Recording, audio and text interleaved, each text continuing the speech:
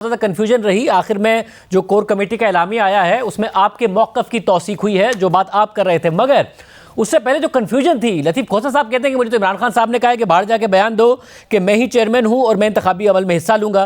फिर नईम पंचोता साहब कहते हैं कि जी मैं भी वहां मौजूद था, इमरान खान साहब ने यही कहा है। आपने मगर ये बयान दिया था कि खान साहब ने यह कहा कि मैं कोई मौका नहीं देना चाहता कि वो हमसे बल्ले का निशान ले लें या फिर हमारे उम्मीदवारों के कागजात नामजदगी मुस्तरद कर दें। मैं जनरल इलेक्शन में हिस्सा लेना चाहता हूँ, इंट्रा पार्टी इलेक्शन की अहमियत नहीं है, वो मैं बाद में लड़ दूंगा, जो भी पैनल है पार्टी की मंजूरी से उस पर इलेक्शन करा लें। यह आपने कहा। अब कोर कमेटी ने भी इस बात की तौसीक कर दी। आपकी आज इमरान खान साहब से दोबारा भी मुलाकात हुई। ये खान साहब दो अलग अलग बातें क्यों कर रहे थे? आपने उनसे पूछा या फिर ये लोग रहनुमा कुछ गलत बयानी कर रहे थे?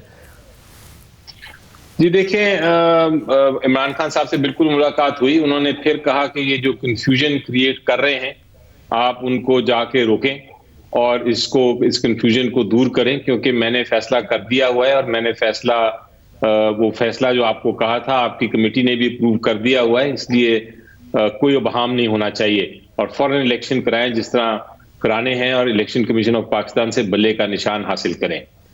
ये उन्होंने आज बताया, फरमाया। मुझे लगता ये है कि जहां तक तो खोसा साहब ने स्टेटमेंट दी और उन्होंने आके कहा कि इमरान खान साहब चेयरमैन हैं, उनको इस इशू पे शायद थोड़ी सी गलतफहमी हुई है कि क्या इलेक्शन, इंट्रा पार्टी इलेक्शन किस तरह होने हैं। लेकिन शायद उनका कहने का मकसद ये था कि इमरान खान साहब, और मेरा भी यही मौक़िफ़ है कि पार्टी हेड तो रियलिटी में इमरान खान साहब ही हैं, पेपर पे जो भी हो जाए। तो शायद उनका ये मकसद कहने का था कि जो पार्टी के सरबराह हैं वो इमरान खान साहब ही हैं। वो एक शायद सियासी स्टेटमेंट दे रहे थे, लेकिन हकायक वही हैं जो मैंने कहा। मतलब मगर वो तो साथ में ये भी कह रहे थे कि वो पार्टी के इंट्रा पार्टी इलेक्शन में कंटेस्ट भी करेंगे और ये उन्होंने मुझे खुद कहा है। मगर आप वाज़ेह तौर पर बता रहे थे कि इमरान खान साहब कह रहे हैं कि भाई मौका नहीं देना है हमें इलेक्शन कमीशन को किसी भी तरीके से हमारी पार्टी की सफ़ों में दरार डालने का या हमारी नामजदगी मुस्तरद करने का। तो एक तरफ क्लैरिटी नजर आ रही थी, मगर दूसरी तरफ भी वो क्लियर कह रहे थे कि क्या नहीं। पंचोता साहब भी कह रहे थे कि उन्होंने बयान दिया है। अब ये पता नहीं, अब उनसे पूछना पड़ेगा कि उन्होंने ये आगे जाके क्यों स्टेटमेंट दे दी कि इंट्रा पार्टी इलेक्शन भी, शायद कोई गलतफहमी हो उनको। लेकिन जो रियलिटी है, जो हकायक है, वो तो आप सामने आ गए हैं और जब इलेक्शन होगा तब भी सामने आ जाएंगे। तो इसलिए ये मुझे लगता है शायद उनको कंफ्यूजन हो गई और उन्होंने ये बात कर दी, क्योंकि ये बात दुरुस्त नहीं है और आज दोबारा से रिकन्फर्मेशन भी हो गई उसकी। और अली साहब, ये सिर्फ और सिर्फ अलामती पार्टी चेयरमैन होंगे गौहर अली खान साहब? फैसले सारे के सारे इमरान खान साहब से ही तौसीक कराए जाएंगे, उन्हीं की मंजूरी से होंगे? गौहर अली खान साहब के पास फैसला साजी का कोई इख्तियार नहीं होगा पार्टी?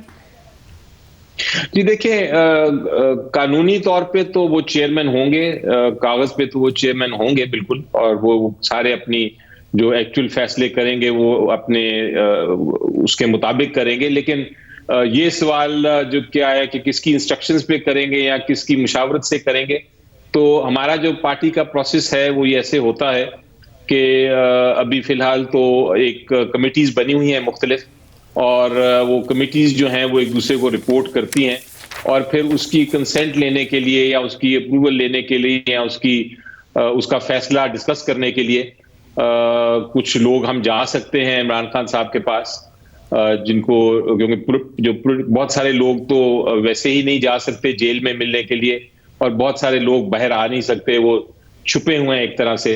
तो वो उनको फिर पैगाम देने के लिए और फैसले सुनने के लिए या डिस्कशंस करने के लिए कुछ हम जैसे लोगों को जाना पड़ता है और उसके बाद फिर मजीद वापस आके डिस्कशन होती है और फिर वो फैसलों पे अमल दरामद होता है। ये एक इसका बड़ा रेगुलर प्रोसेस बना हुआ है। तो मुझे लगता है कि इसी तरह फैसले होते रहेंगे जिस तरह पहले थे। और आपको पता है कि जो हमें खदशे हैं, जो इलेक्शन कमीशन ऑफ पाकिस्तान ने जिस तरह, मेरा ख्याल है कोई 300 जमातें हैं पाकिस्तान में, उनमें से एक को चूज किया कि आपका इलेक्शन हम कलअदम करार देते हैं और आप 20 दिन में इलेक्शन कराएं, तो उससे हमें शक होना शुरू हो गया कि शायद वो बल्ले का निशान हमें नहीं देना चाहते। और दूसरा हमें एक मेजर शक ये भी हुआ कि अगर इमरान खान साहब इलेक्शन, इंट्रा पार्टी इलेक्शन लड़ते हैं और वो कैंडिडेट्स पे, चूंकि साइन चेयरमैन ने करना होता है उनकी नॉमिनेशन पेपर्स पे, तो कल को ये ना वो कहें कि ये साइंस वैलिड नहीं है या ये साइंस चेयरमैन साहब जो आपके हैं वो नाअहल हैं, इसलिए सारे कैंडिडेट्स के जो नॉमिनेशन पेपर्स हैं वो रिजेक्ट कर दें, या उनको इंडिपेंडेंट लड़ना पड़ जाए जो कैंडिडेट्स हैं। तो इन सारे चीजों को देखते हुए हमने एज अ काउंटर स्ट्रेटजी सोचा कि एक केयर टेकर सेटअप कर लेते हैं जब तक ये तोशाखाना का केस का फैसला नहीं होता। मतलब अगर जब आपसे जब ये सवाल हुआ कि क्या वो लोग जो इमरान खान को किसी तरीके से साइड पर करना चाहते थे वो अपने मकसद में कामयाब नहीं हो गए, तो गौहर अली खान साहब का जब आपने नाम अनाउंस किया वो आपके साथ ही मौजूद थे, तो आपने कहा कि ये प्योर आर्जी अरेंजमेंट है, अगर कोई कदावर शख्सियत हम लाते तो फिर आप ये सवाल पूछ सकते थे, अब ये ऐसी कोई बात नहीं है। तो मगर आपको लग रहा है कि वाकई कोई आर्जी अरेंजमेंट होगा? क्योंकि जिस तरीके से आप लोगों की शिकायत हैं पार्टी के हवाले से, तो सिर्फ इमरान खान साहब आर्जी तौर पर रेस से बाहर हुए हैं और आर्जी तौर पर गौहर अली खान साहब रहेंगे, ये लॉन्ग टर्म का सेटअप नहीं होगा? जी देखिए, जहां तक तो जो उनके खिलाफ केसेस हैं, मसलन उसमें तोशाखाना केस हो गया, अल कादिर केस हो गया, साइफर का केस हो गया, उन सारे केसों को मैंने बड़ा गौर से देखा है और उसके डॉक्यूमेंट्स भी पढ़े हैं। जो दूसरी साइड से डॉक्यूमेंट्स या शहादत आ रही है उसको भी देखा है। मेरी नजर में उनमें कोई जान नहीं है।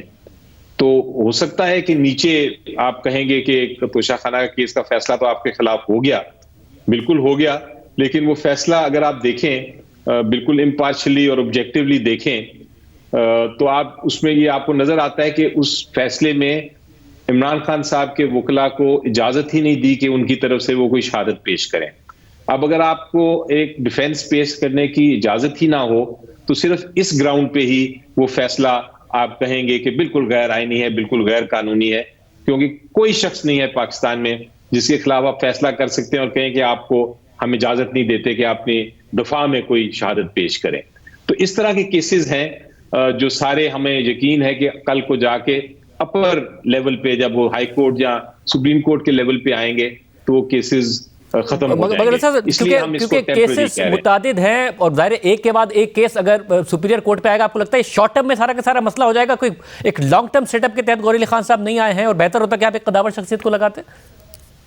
जी देखें, अगर तो जो मैंने जिस तरह बताया था कि अगर कोई बहुत सारे हमारे पास बड़े कदावर शख्सियात हैं, बड़े बड़े पॉलिटिशियंस हैं, वो सारे मुस्तकिल पोस्ट पे होंगे, वो सारे ऐसी पोस्ट पे होंगे जहां वो उन्होंने बड़ी जिम्मेदारी का काम अंजाम देना है, बड़े उनके फराइज हैं।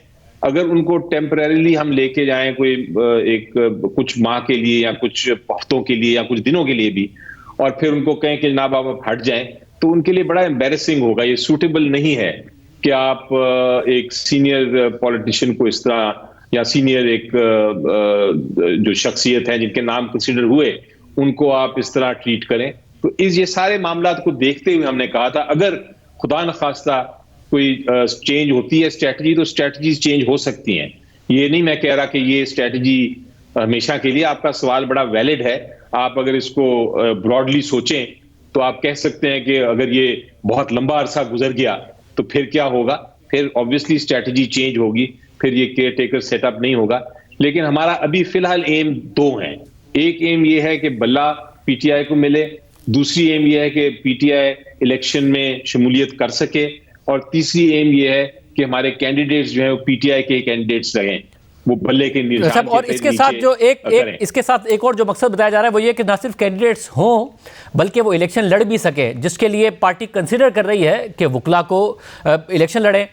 खारिज इम्कान नहीं करार दिया जा सकता कि मैं इलेक्शन लड़ूं, ये सलमान अकबर राजा साहब ने कहा। लतीफ़ खोसा साहब के हवाले से भी खबर आ रही है, क्या इन रहनुमाओं समेत मुतादिद रहनुमाओं को जो शायद पार्टी के साथ ताल्लुक भी ना रखते हों उनको टिकट देने का सोच रही है वकला को पार्टी? जी ये बिल्कुल बात आपकी बजा है, दुरुस्त है कि बहुत सारे जो कैंडिडेट्स होंगे पीटीआई के इस बार वो वकला होंगे। क्या परसेंटेज है, 40% है, 20 है, 80 है, ये मुझे नहीं पता, लेकिन काफी बड़ी तादाद है जिन्होंने अप्लाई किया है और काफी बड़ी तादाद है जो कैंडिडेट्स होंगे। उनमें से कुछ ऐसे वकला हैं जो कि ऑलरेडी पॉलिटिक्स में, सियासत में हैं, या खुद या फैमिली के उनकी फैमिलीज सियासत में हैं, तो उनका तो ज्यादा एक आसानी है। कुछ वकला हैं जो कि लीगल टीम में हैं, कुछ वकला हैं जिन्होंने अप्लाई किया है, कुछ वकला हैं जिनकी कोई बैकग्राउंड नहीं है। तो ये सारे फैसले हो रहे हैं, लेकिन बहुत सारे सियासी लोग भी हैं जो कि पार्टी के साथ खड़े रहे हैं जिनको पार्टी टिकट देगी। इसी तरह खवातीन भी हैं बहुत सारी जो खड़ी रही हैं पीटीआई के साथ इस मुश्किल वक्त पे, जिनको कैंडिडेट्स बनाया जाएगा। तो ये एक फाइनल फैसले बहुत जल्द। क्या लतीफ खोसा साहब का नाम कंसीडर हो रहा है कि उनको टिकट दिया जाए? पार्टी से ताल्लुक नहीं रहा उनका, मगर बहरहाल इमरान खान साहब को प्रेजेंट करें। देखिए, लतीफ खोसा साहब जो हैं वो पार्टी अभी उन्होंने ज्वाइन नहीं की, जहां तक मुझे पता है। अगर उन्होंने रिक्वेस्ट की है इमरान खान साहब को टिकट के लिए, तो वो फिर हो सकता है उन्होंने खुद ही की हो, वो खुद ही बताएंगे। मुझे खान साहब ने ये डिस्कस नहीं किया, ना बताया है। और सलमान अकरम राजा साहब, वो भी उनसे पूछे, मैंने सुना है कि उन्होंने ख्वाहिश का इजहार किया था, लेकिन वही बताएंगे। मैं इसके बारे में कुछ नहीं जानता कि हकायक क्या है, लेकिन मैंने भी, जिस तरह आप बता रहे हैं, मैंने भी सुना है। और इस तरह बहुत सारे वकला हैं जिनके नाम आपके सामने आएंगे, जिनका मैं सुनता रहता हूं। कुछ से तो मैंने कंफर्म किया है, उन्होंने कंफर्म किया है कि हाँ हम कंटेस्ट करेंगे, और कुछ हैं जो चुप हैं, नहीं बताते। तो इस तरह है पोजीशन, लेकिन काफी सारे वकला जो हैं लीगल टीम के, वो भी लड़ेंगे। बहुत शुक्रिया सेनेटर अली ज़फ़र साहब की राय आपने सुनी, मगर लतीफ खोसा साहब बता चुके हैं कि खुद इमरान खान ने क्या ऑफर किया। देखिए, इमरान खान ने मुझे आज बहुत इसरार से पार्टी में शामिल होने के लिए, आज उन्होंने पहले भी कहते रहे लेकिन आज उन्होंने बहुत इसरार करके कहा है कि पार्टी को आपकी ज़रूरत है, मुल्क और कौम को आपकी ज़रूरत है, और इसलिए आप मेहरबानी करके फ़ैसला करें। जिसका मैंने उन्हें यही जवाब दिया है कि मैं अपनी फैमिली और अपने दोस्तों से मशावरत करने के बाद इसका हतमी फ़ैसला करूँगा।